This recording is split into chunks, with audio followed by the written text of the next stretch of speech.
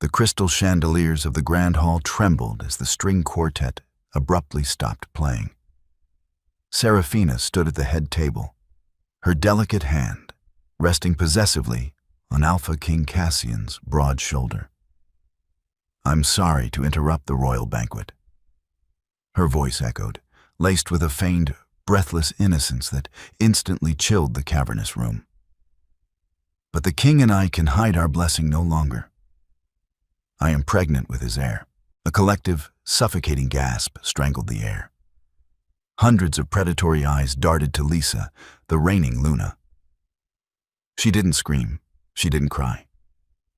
Instead, a genuine, terrifyingly serene smile touched her lips.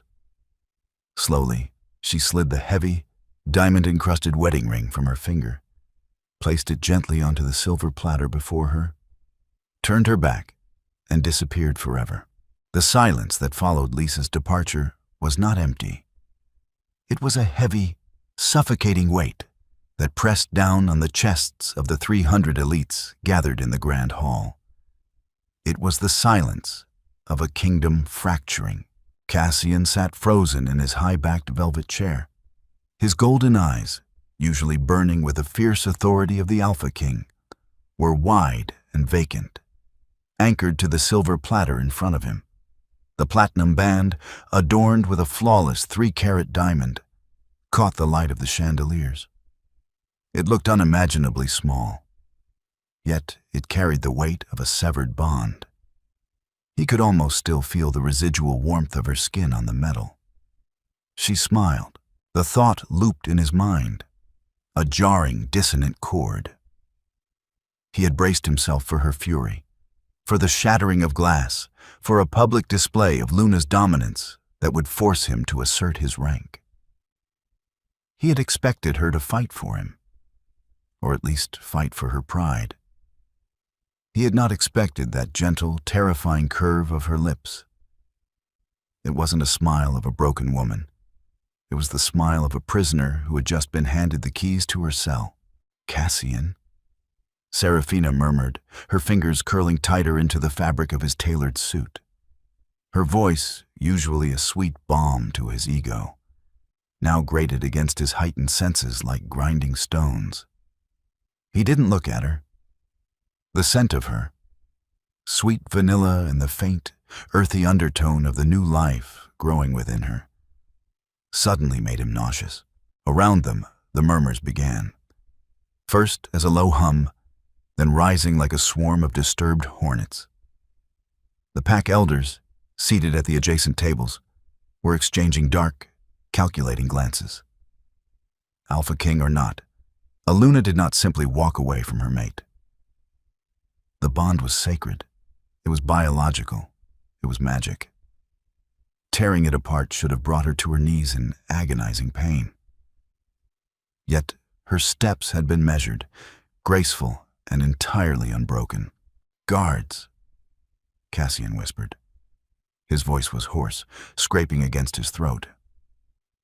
When no one moved, the alpha within him surged forward, snapping his control.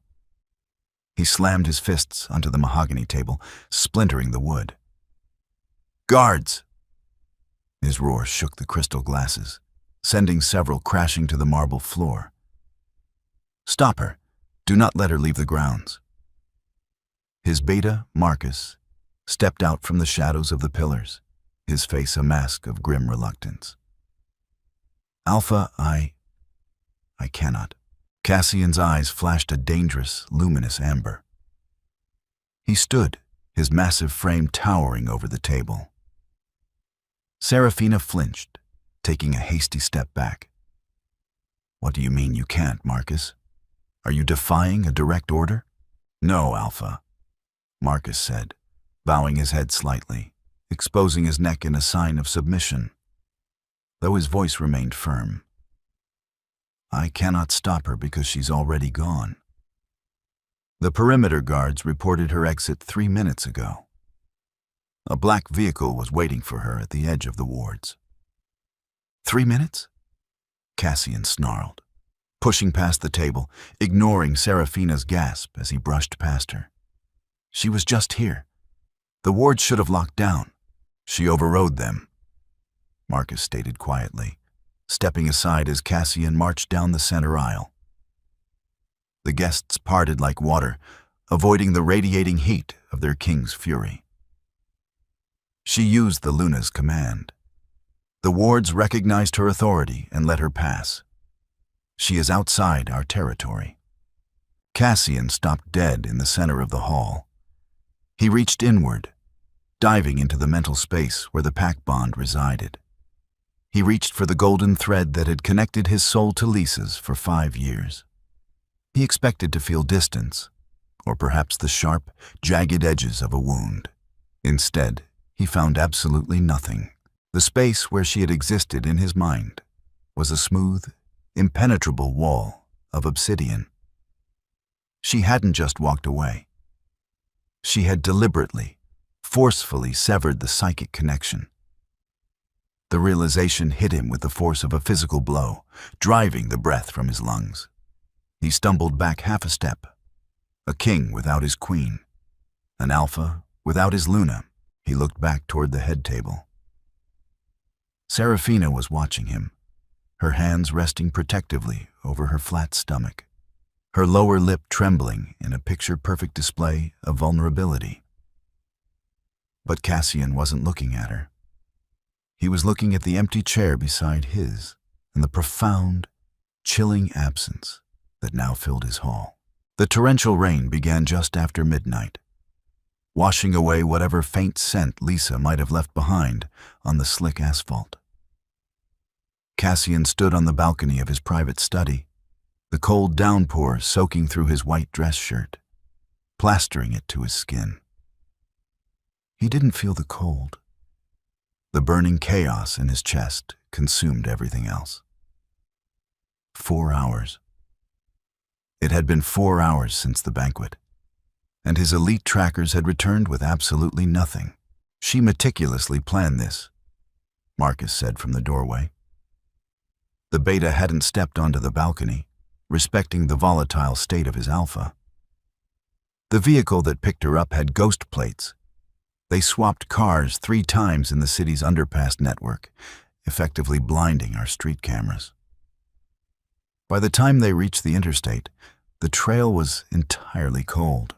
Cassian gripped the marble balustrade until his knuckles turned white, the stone groaning under the pressure. People do not simply vanish, Marcus. Not in my territory. Not my wife. She isn't just people, Cassian, Marcus replied, dropping the formal title, a rare occurrence that highlighted the severity of the situation. She is Lisa. She built the security infrastructure we are currently trying to use to find her. She knows the blind spots because she created them. Cassian closed his eyes, the rain running down his face like icy tears. Fragments of their past flickered in his mind. The night under the blood moon when he claimed her. The way her laugh used to echo in the gardens before the heavy crown of leadership had hardened him, before he started seeking solace in the uncomplicated, adoring gaze of Serafina. He had justified the affair to himself. Lisa had become distant, always buried in pact ledgers, treaty negotiations, and diplomatic meetings. She was cold, he had told himself. She was a perfect Luna, but she had stopped being a lover. Serafina was soft, pliable, and entirely devoted to him. But now, staring into the dark abyss of the storm, Cassian realized a terrifying truth. Lisa hadn't been distant because she didn't care. She had been distant because she was holding his entire kingdom together while he played house in the shadows. What about her family? Cassian asked, turning back to the room. He stepped inside, ignoring the puddle forming around his Italian leather shoes. The Silver Lake pack. Contact her father. Marcus sighed, crossing his arms. He looked exhausted. I already did. Alpha Thorn was uncooperative. Cassian's eyes narrowed. I am the king. He answers to me. He told me, and I quote, A king who cannot keep his own house in order has no business demanding anything of mine." Marcus repeated, his tone flat. He also stated that if you send trackers into Silver Lake territory, he will consider it an act of war. They don't have her, Cassian. But even if they did, they would die before handing her back to you after tonight. Cassian paced the length of the study. The consequences were piling up faster than he could process. The pregnancy announcement was supposed to have been handled privately. He had intended to tell Lisa in their chambers to negotiate a quiet arrangement. An alpha king could have a mistress. It wasn't unheard of in their history, though highly frowned upon in modern times. But Serafina had panicked. She had seen him looking at Lisa earlier that evening with a softening gaze, and she had forced his hand publicly, cornering him into acknowledging the child. And Lisa had outplayed them both.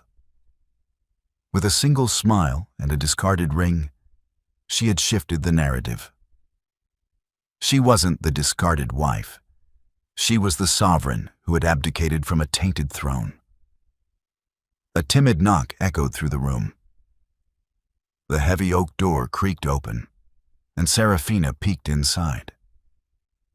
She had changed out of her evening gown into one of Cassian's oversized sleep shirts. It was a move that usually sparked a protective, possessive warmth in his chest.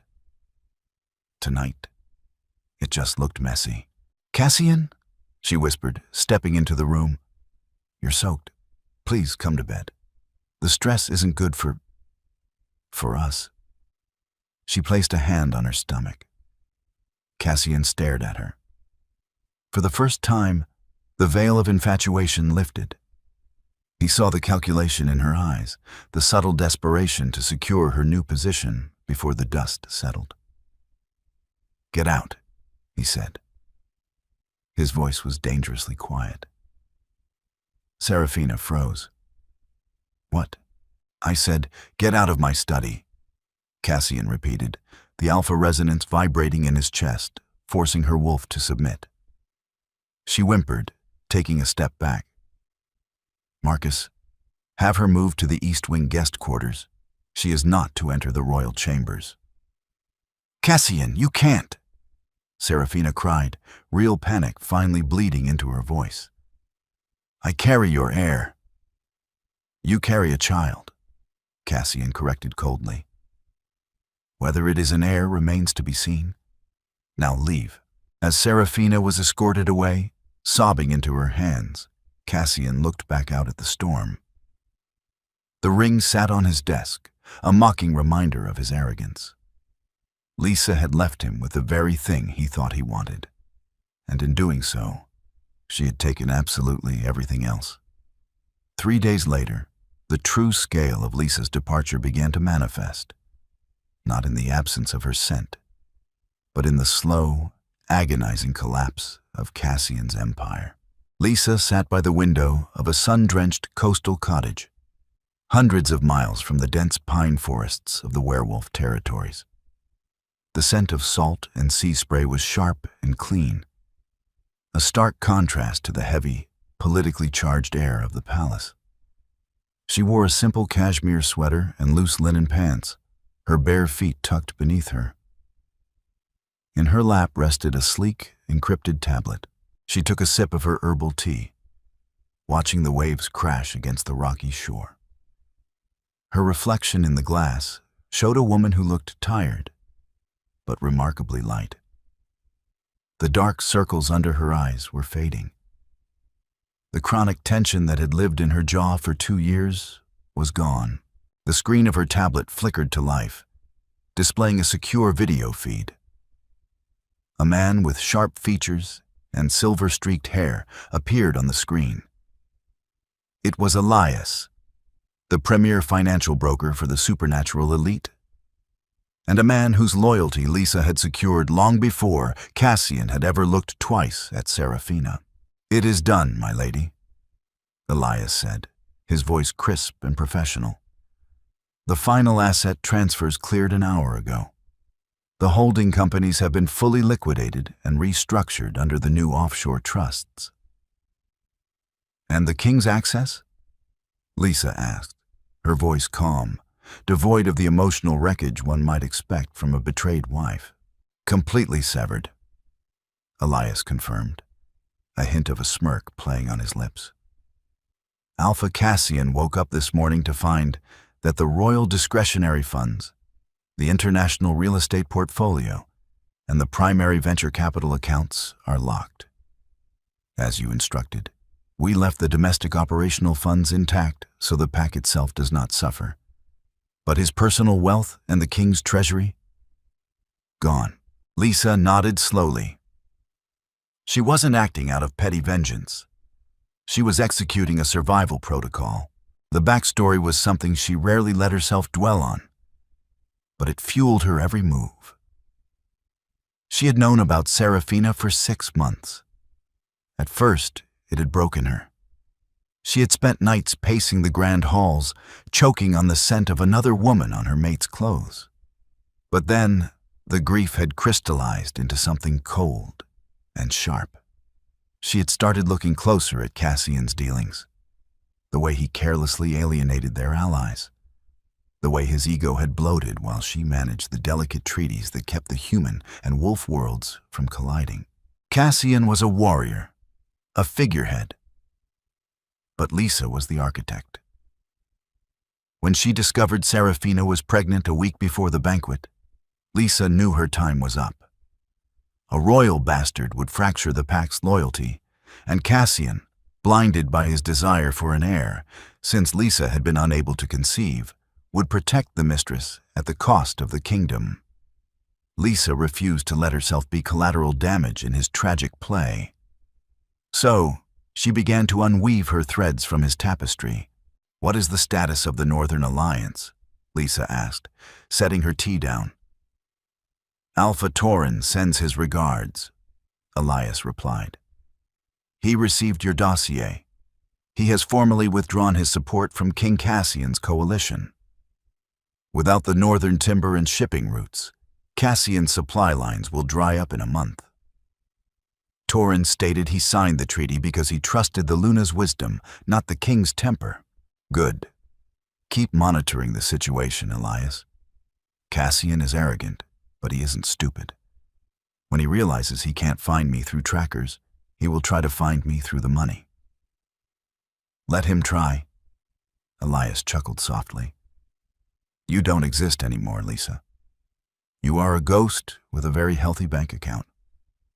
The screen went black as the connection terminated. Lisa let out a long breath, staring at the empty black glass. Back at the palace, the situation was descending into a tailored hell.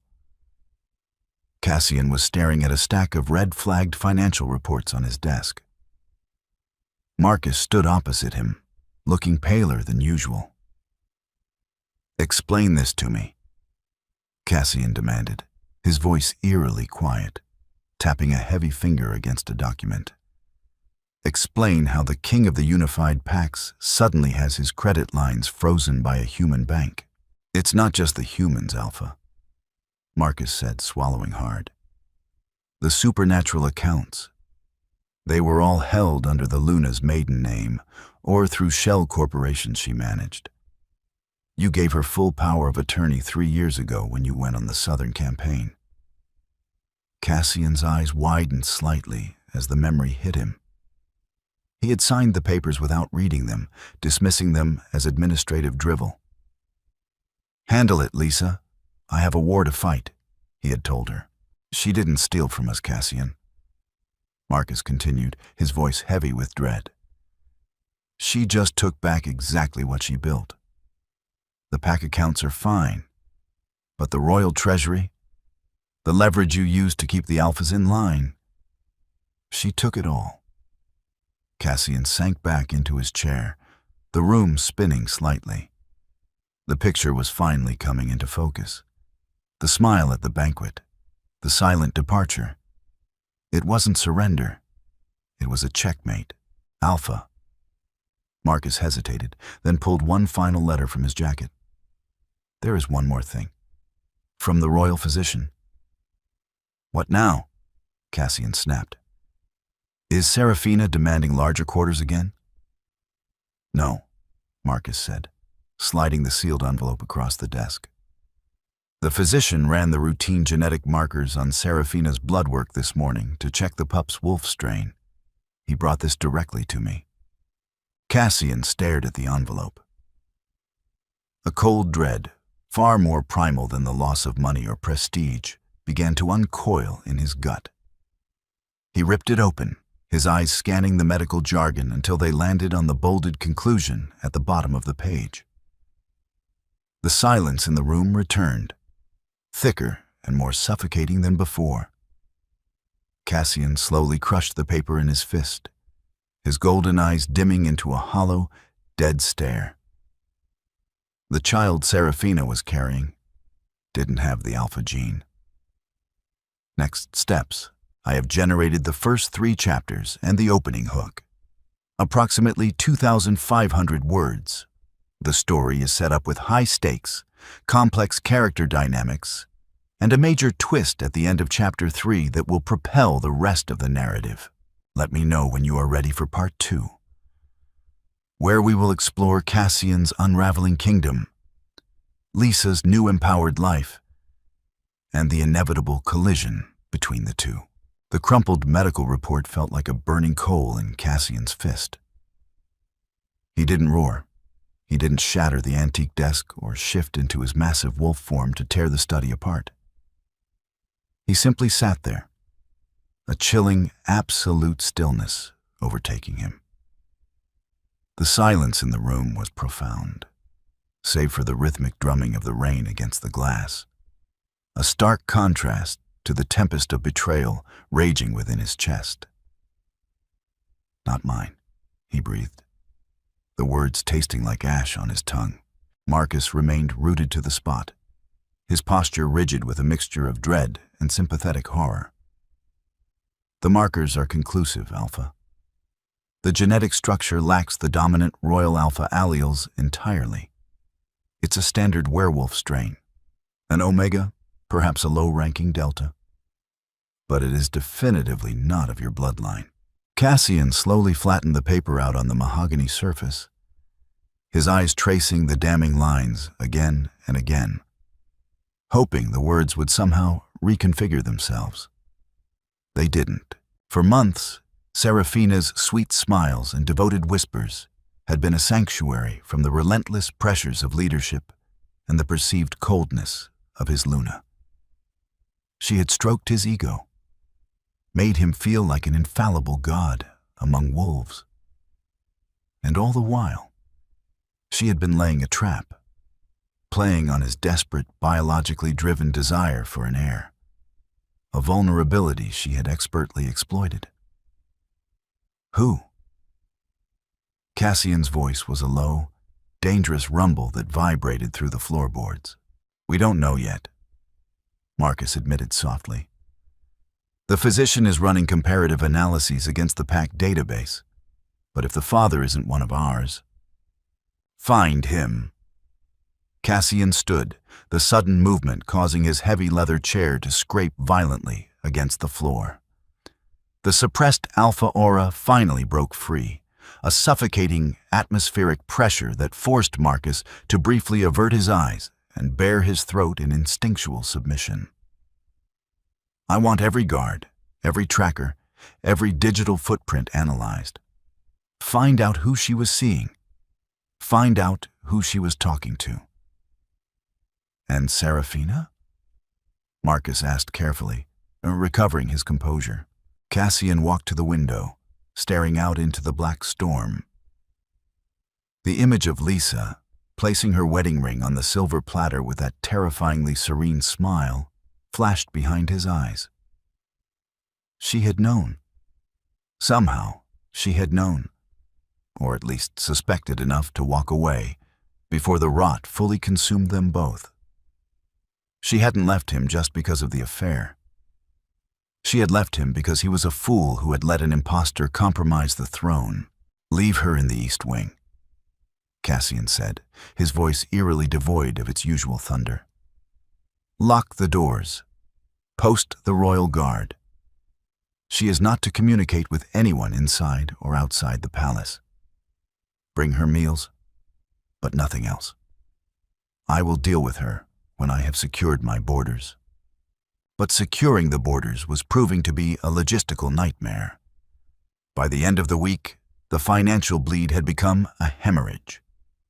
The pack's domestic operational funds, the ones Lisa had mercifully left intact, were enough to keep the lights on and the lower-ranking members fed.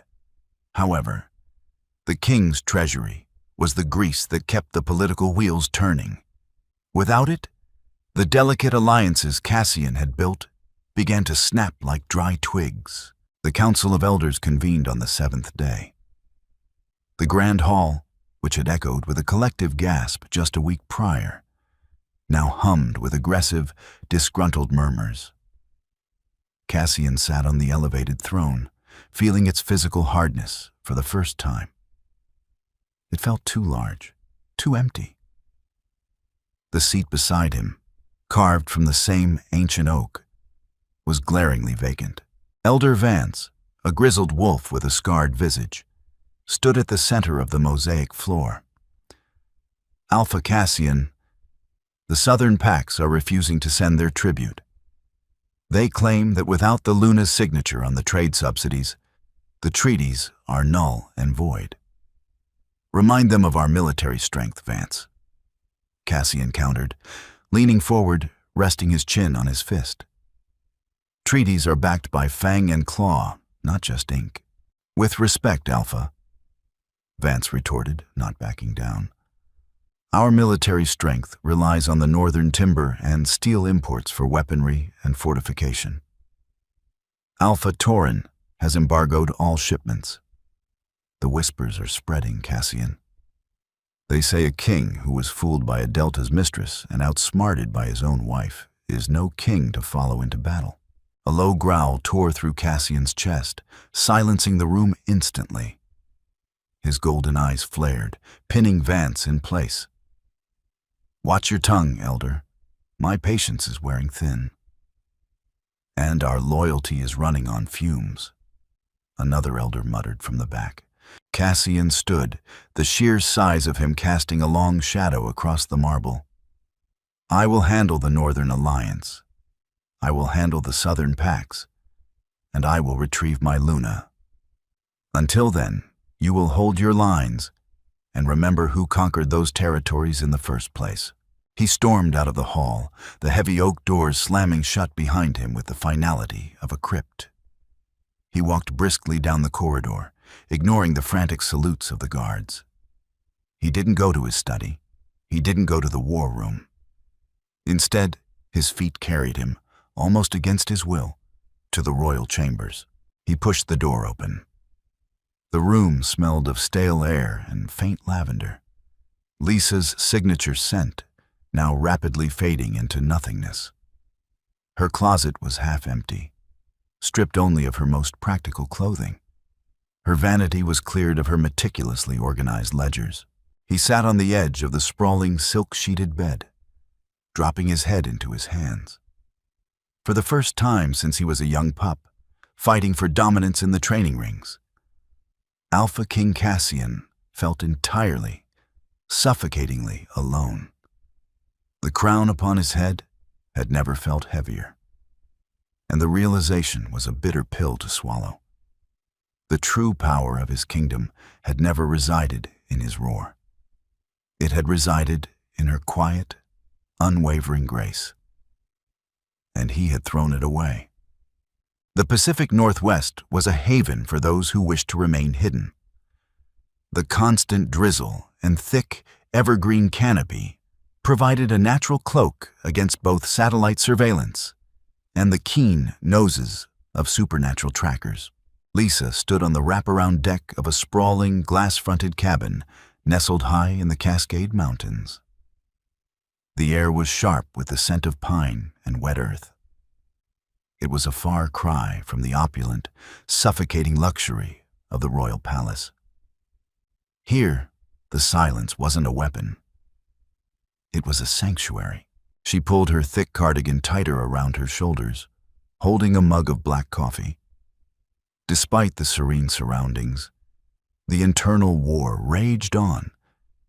The obsidian wall she had erected in her mind to sever the mate bond was holding, but it required constant, exhausting mental upkeep. There were nights when her wolf howled in agony, thrashing against the psychic barrier, desperate to feel Cassian's golden warmth on the other side. He betrayed us, she would remind her wolf over and over, until the beast whimpered into submission. He chose his ego over our empire. The sound of tires crunching on the gravel driveway pulled her from her thoughts. A sleek, black SUV pulled up to the front steps. The doors opened, and 3 figures emerged, their expensive, tailored coats a stark contrast to the rugged environment. Lisa set her mug on the wooden railing and walked back inside, leaving the sliding glass door open to let the crisp air fill the living room. She took a seat at the head of a massive, live-edged dining table. There was no throne here, but as the 3 men entered, the undeniable aura of a sovereign filled the space. Elias, her financial broker, led the way. Behind him were 2 figures that would have sent Cassian into a murderous rage had he seen them. The first was Alpha Tauren of the Northern Alliance, a towering man with ice-blue eyes and a permanent scowl. The second was Silas, a high-ranking emissary for the Human Geopolitical Council, a shadow organization that monitored supernatural activity to prevent global panic. "Luna," Alpha Tauren said, offering a deep, respectful bow that he had rarely ever afforded Cassian. "Tauren," Lisa replied, her voice smooth and commanding. "Please sit, all of you. And it's just Lisa now. I left the title on a silver platter." "Titles are just words," Silas said, adjusting his wire-rimmed glasses as he took a seat. "Influence is what matters. And currently, Miss Silverlake, you hold the leashes to 3 of the continent's major supply chains." Lisa steepled her fingers, her gaze sweeping over the men. "I assume you received the new logistical frameworks I sent." "We did," Tauren rumbled, leaning his heavy forearms on the table. "And my pack is in agreement. We will route our timber and shipping exclusively through your holding companies. Cassian's tariffs were bleeding us dry to fund his southern campaigns. Your proposed margins are generous." "They are fair, Tauren," Lisa corrected gently. "I am not looking to hoard wealth. I am looking to establish a sustainable economy that isn't dependent on the volatile temper of a single alpha." Silas nodded in agreement, opening a sleek leather briefcase and pulling out a stack of documents. "The Human Council echoes this sentiment. King Cassian's aggressive expansion was drawing too much attention. Your sudden departure, while dramatic, presents a unique opportunity. We are prepared to offer you exclusive contracting rights for the new infrastructure developments on the western seaboard. However, there is a caveat." Lisa raised an eyebrow. "I'm listening." "Cassian is becoming unstable," Silas warned, his tone grave. "Our surveillance indicates heavy troop movements near the southern borders. He is trying to project strength to mask his financial vulnerability. If he provokes a territorial war to unite his fracturing packs, the Human Council will be forced to intervene militarily. We cannot have wolves fighting in the streets." A cold knot tightened in Lisa's stomach. Cassian was reacting exactly as she had feared, like a wounded animal cornered in a trap of his own making. He was defaulting to violence because it was the only language he truly understood. "He won't start a war," Lisa said softly, though the conviction in her voice made the men lean in. "He doesn't have the funds to sustain a campaign longer than 3 weeks. And his beta, Marcus, is too pragmatic to let him march into a slaughter. Desperate men do desperate things," Tauren pointed out. "And from what I hear, he is a man who has lost his treasury, his wife, and his pride in a single evening." Lisa's expression remained an unreadable mask of calm. I will manage Cassian. You focus on securing the shipping lanes and finalizing the human contracts. The royal pack will capitulate once they realize their king cannot feed them. As the meeting concluded and the men filed out, Elias lingered behind. He poured himself a cup of coffee from the carafe on the counter, watching Lisa with a mix of admiration and concern. You're playing a dangerous game, Lisa, Elias murmured. You are strangling his kingdom to death. Eventually, he will trace the grip back to you. That is the point, Elias, Lisa said, turning to face the sprawling view of the mountains. Cassian never respected what he had until he was forced to fight for it. I am not hiding from him. I am simply forcing him to walk through the fire he started. She reached into her pocket, her fingers brushing against a small, encrypted burner phone. She had used it only once, to send a single, untraceable message to a specific contact within the royal palace. The board was set. Now, she just had to wait for the king to make his move. The royal palace, once a vibrant hub of supernatural diplomacy and pack life, had taken on the suffocating atmosphere of a mausoleum. The grand chandeliers were dimmed to conserve energy, casting long, skeletal shadows across the marble floors. The constant hum of activity had been replaced by hushed, anxious whispers that ceased the moment Cassian entered a room. It had been exactly 1 month since the banquet. Cassian stood in the training yards, stripped to the waist, the cold autumn air biting at his sweat-slicked skin. He drove his fists into a heavy leather sandbag with brutal, rhythmic precision. Crack, crack, crack. The sound echoed off the stone walls of the courtyard, a violent metronome tracking his spiraling control. Every punch was a memory. Crack, the serene smile on Lisa's face. Crack, the damning words of the medical report. Crack, the sneer of the pack elders as they reported yet another broken treaty. With a final, thunderous roar, Cassian threw a devastating right hook. The heavy chain snapping above, the sandbag tore from its mount and launched 10 feet across the yard, exploding into a cloud of dust and leather upon impact. He stood there, chest heaving, his knuckles bruised and bleeding, though his advanced healing was already knitting the split skin back together. It wasn't enough. The physical exertion did nothing to quiet the deafening silence in his mind where the mate bond used to sing. Impressive! A dry voice echoed from the archway. Cassian turned, a snarl dying on his lips as Marcus stepped into the courtyard. The beta looked older, the stress of the past month etching deep lines around his eyes. He held a silver tablet in one hand and a thick manila folder in the other. Did you come to critique my form, Marcus? Or do you actually have news? Cassian grabbed a towel from a nearby bench, wiping the sweat from his face. Both, unfortunately, Marcus replied, not flinching at the Alpha's harsh tone. The Southern Packs have officially declared autonomy. Without the trade subsidies, they claim they can no longer afford to pay the royal tax. They have erected blockades on the main highways. Cassian threw the towel down in disgust. Treason? It's outright treason. Mobilize the Royal Guard. We march south at dawn. I will string their Alphas up by their... With what army, Cassian? Marcus interrupted, his voice rising, cracking like a whip across the courtyard. Cassian froze, his golden eyes flashing dangerously. Excuse me? With what army? Marcus repeated, stepping forward, shedding the deferential beta persona for the brutal honesty of a lifelong friend.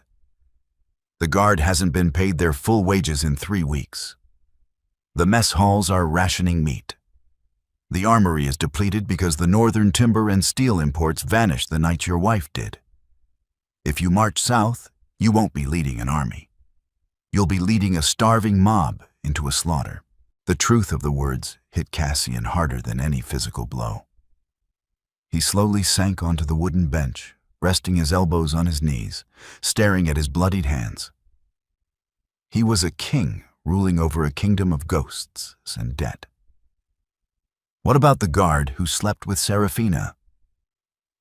Cassian asked quietly, changing the subject, unable to look his friend in the eye. Found him, Marcus said grimly. A young sentinel named Kyle. He confessed immediately. He thought he was moving up in the world. Claimed Seraphina promised him a place in the royal court once she was Luna. Cassian let out a hollow, humorless laugh. A sentinel. I lost my Luna, my wealth, and my respect for a sentinel's bastard. He rubbed his face in his hands. Throw Kale in the dungeons. And Seraphina? Still locked in the East Wing, Marcus said. She cries most days, begs to see you. She says she can explain. There is nothing left to explain, Cassian muttered. He finally looked up at Marcus. Is that all the bad news for today? Or is there more in that folder? Marcus looked down at the manila envelope, a strange mix of hesitation and relief crossing his features. There is one more thing. It's not bad news, necessarily. But it is perplexing. He handed the envelope to Cassian. It was heavy, sealed with a thick dollop of crimson wax that bore an unfamiliar crest, a stylized wolf howling at a crescent moon, intertwined with a scale of justice. Cassian broke the seal and slid the documents out. It was a formal legal summons, drafted on high-grade parchment, citing an obscure, ancient pack law regarding the dissolution of territorial assets. What is this? Cassian frowned, scanning the dense legalese. It's a summons for a mediation, Marcus explained, stepping closer. It was delivered by a neutral human courier an hour ago. The plaintiff is claiming rights to the remaining operational funds of the royal pack due to gross mismanagement and breach of marital fiduciary duty. Cassian's heart stopped. His eyes darted to the bottom of the page, searching for a signature. There was none, only the stamp of a prominent, highly aggressive supernatural law firm based out of Seattle. But it was the location of the mediation that made the breath catch in his throat.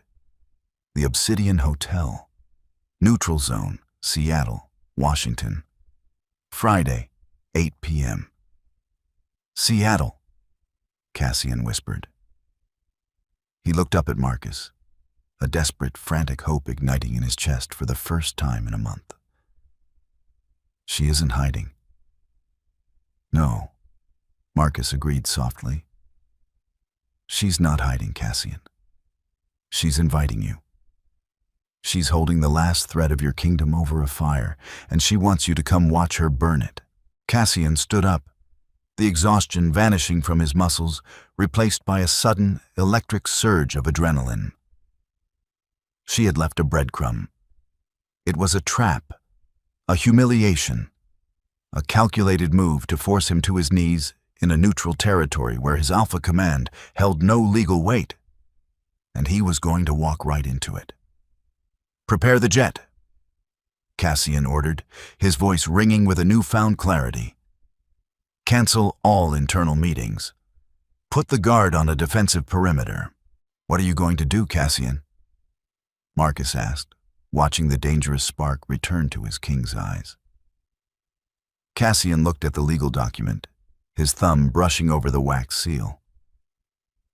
I am going to go see my wife. The Obsidian Hotel in Seattle was a marvel of modern architecture. A towering spire of black glass that pierced the perpetually gray skyline.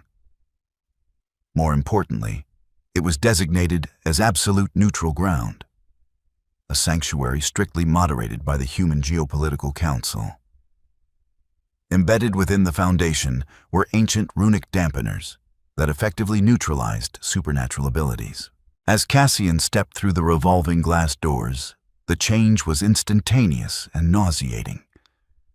The ever-present thrum of his alpha aura, the heavy, dominant energy he wore like a second skin, was violently stripped away. He stumbled slightly, a hand flying to the cold granite of a decorative pillar to steady himself. For the first time in his adult life, he felt entirely, terrifyingly mortal. "Are you all right, Cassian?" Marcus asked quietly, his own face slightly pale from the sudden suppression of their wolf senses. "I'm fine," Cassian gritted out, straightening his suit jacket. He felt exposed, his heightened hearing reduced to the mundane hum of the lobby's jazz music, his keen sense of smell overwhelmed by the sterile scent of expensive floor cleaner and human perfumes. A sleekly dressed concierge intercepted them, his eyes lingering on Cassian's imposing frame with a mix of awe and strictly professional detachment. "Mr. Silver Lake? The mediation party is waiting for you in the Apex penthouse. The private elevator is this way." Mr. Silver Lake. Cassian's jaw ticked. Not Alpha, not King. The psychological warfare had already begun before he had even stepped into the room. The elevator ride was a silent, agonizing ascent. When the gold-plated doors finally slid open, they revealed a sprawling penthouse that looked more like a corporate boardroom than a hotel suite. Floor-to-ceiling windows offered a dizzying view of the Puget Sound. And there she was. Lisa sat at the head of a long, polished obsidian table. She wasn't wearing the traditional, flowing silks of a Luna. She wore a razor-sharp, charcoal power suit, her dark hair pulled back into a severe, elegant twist. The soft, accommodating woman he had taken for granted was gone. In her place sat a sovereign who commanded the room not through a magical aura, but through sheer, terrifying competence.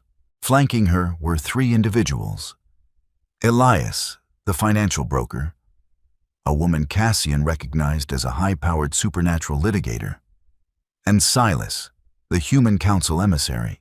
Cassian's heart slammed against his ribs. The urge to cross the room, to pull her into his arms, to bury his face in her neck and inhale the lavender scent he had been starving for, was almost overpowering. But as his eyes met hers, he froze. Her gaze was completely devoid of warmth. It was like looking into a beautifully carved statue of ice. "Cassian," Lisa said, her voice smooth, level, and entirely businesslike. "Please, take a seat. We have a lot of ground to cover." Cassian didn't move toward the chair she gestured to. Instead, he walked slowly toward her side of the table, his eyes locked on her face, searching for a flicker of the woman he loved. "Lisa, please, we don't need to do this with lawyers and human watchdogs. Come home." "Home?" Lisa tilted her head, a microscopic, hollow smile touching her lips. "To the palace you funded with blood. To the chambers you shared with a pregnant Delta while I balanced your ledgers. No, Cassian. That home burned to the ground a month ago."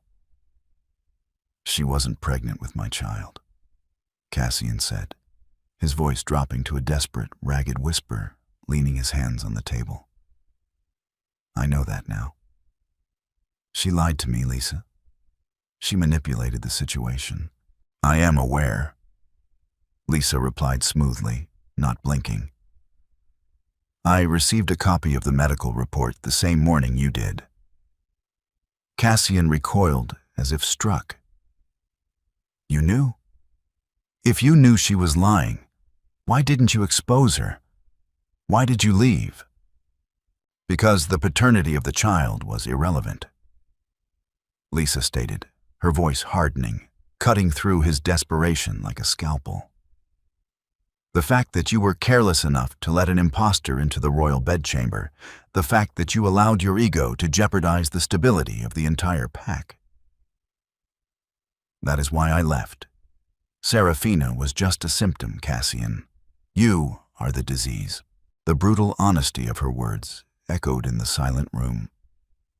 Cassian looked at Marcus, seeking some form of backup, but his beta was staring at the floor, his silence a damning agreement. "Sit down, Mr. Silverlake." The human emissary, Silas, interjected, adjusting his glasses.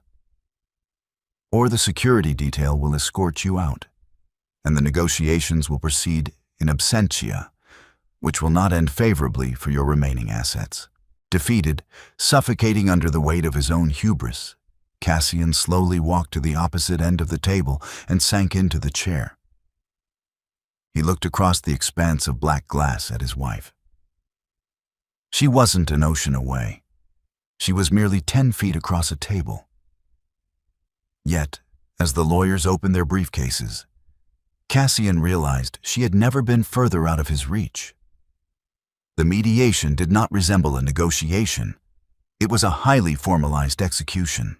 "Let us review the current state of the royal pack," the litigator began, projecting a holographic display onto the center of the table. A map of the continent materialized, shaded in various tones of red and blue. As of midnight last night, the southern packs have officially defaulted on their treaty obligations to the crown. The Northern Alliance has enacted a full trade embargo. I am aware of my borders, Cassian growled, his pride weakly fighting through his despair. This is a temporary logistical setback, a rebellion that will be crushed once my treasury is unlocked. Elias, the broker, steepled his fingers. Therein lies the problem, Alpha Cassian. Your treasury cannot be unlocked because it no longer exists in a format you can access. When you granted your wife full power of attorney, you gave her the authority to restructure the kingdom's debt. Cassian frowned, confusion mingling with his anger. Debt? The royal treasury has never been in debt. Your military campaigns were expensive, Lisa said quietly, speaking for the first time in 20 minutes. You conquered territories, but you never built infrastructure. You bled the southern packs dry with taxes to fund the northern borders. The kingdom was operating on a massive deficit. I hid it from the Council of Elders to protect your reputation, utilizing my family's private wealth to subsidize the royal military. Cassian stared at her, the blood draining from his face. You paid for the army? I bought the debt, Lisa corrected. And over the past month, my holding companies have purchased the remaining sovereign bonds of the southern and northern packs. As of this morning, Cassian, I am not just holding your personal wealth. I am the sole proprietor of the United Pack's economy. The map on the table flashed, the red territories turning a solid, glowing blue. You encircled me, Cassian whispered, the sheer, staggering magnitude of her strategy finally clicking into place.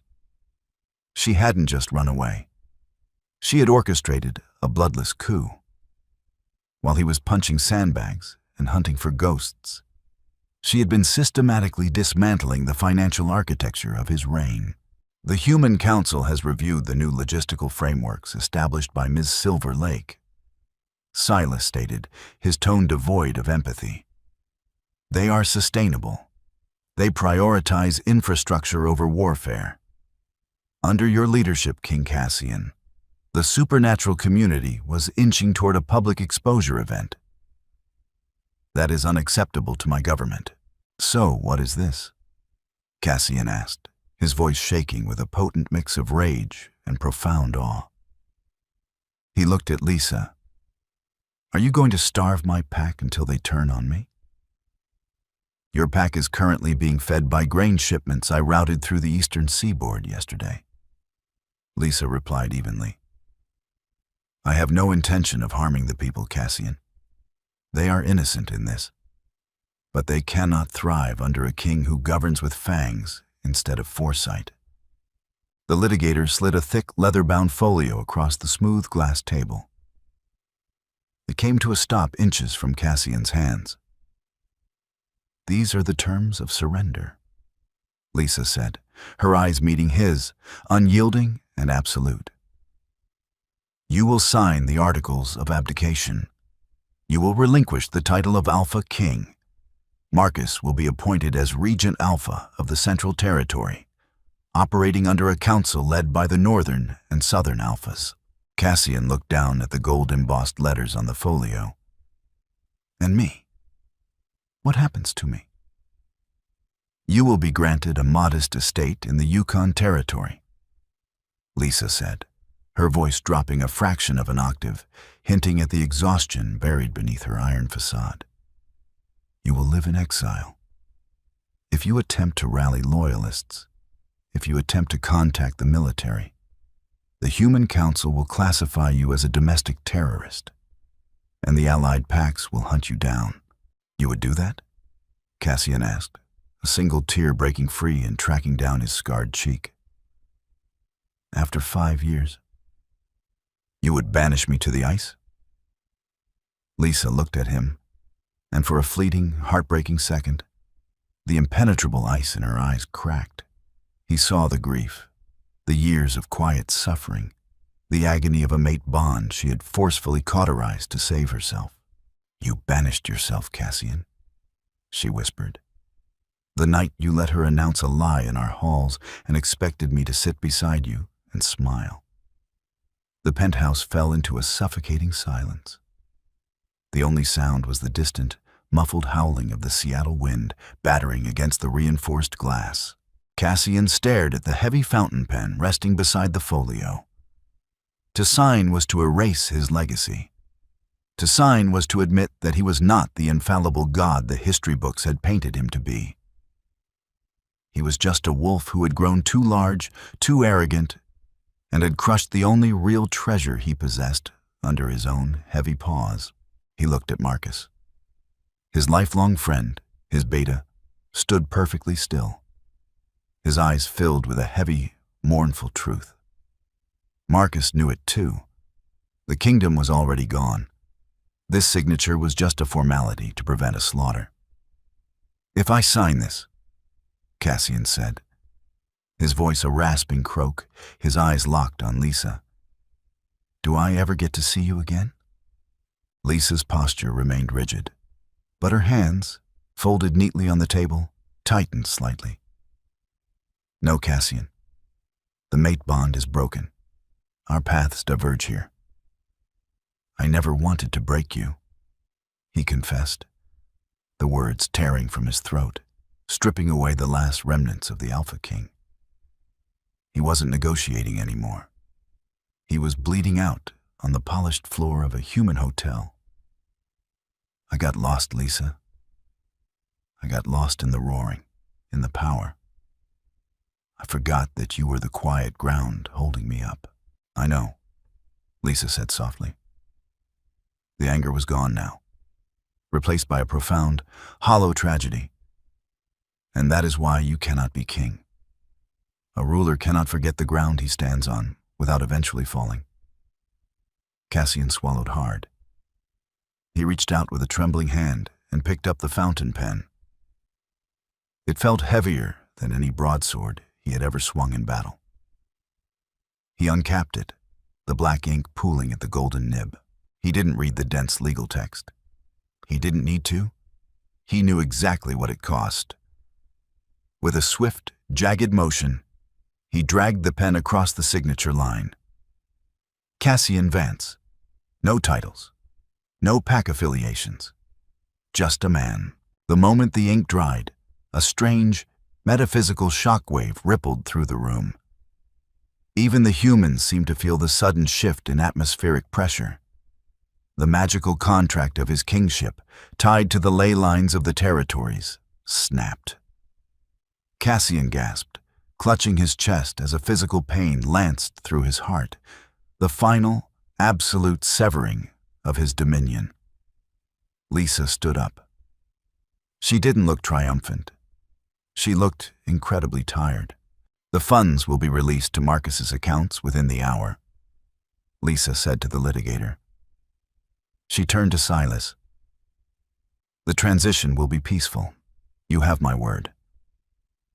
Pleasure doing business with you, Ms. Silverlake. Silas nodded respectfully. Lisa gathered her tablet and turned toward the private elevator. She didn't look back. Lisa, Cassian called out, his voice cracking, remaining in his seat. She paused at the elevator doors, her back to him. I'm sorry, he whispered to the empty space between them. Lisa stood in the doorway for a long moment. She didn't turn around, but Cassian saw the slight, almost imperceptible drop of her shoulders. The doors slid shut, sealing her behind a wall of gold, and taking the last light of his empire with her. Cassian sat alone at the massive obsidian table, the rain lashing against the windows, a king of nothing, finally understanding the true cost of a hollow throne. The tragic fall of Alpha King Cassian serves as a chilling reminder that true power is never found in brute strength or blind arrogance, but in the quiet, unyielding grace of those who hold the foundation together. Lisa's masterful gambit proved that a broken heart can sometimes forge the sharpest crown. If you were captivated by this intense, cinematic tale of betrayal, strategy, and supernatural drama, please like this story, share it with your fellow romance and fantasy readers, and subscribe for more gripping, high-stakes original fiction. Let me know in the comments if you think Cassian deserved his fate, or if you were rooting for a different ending.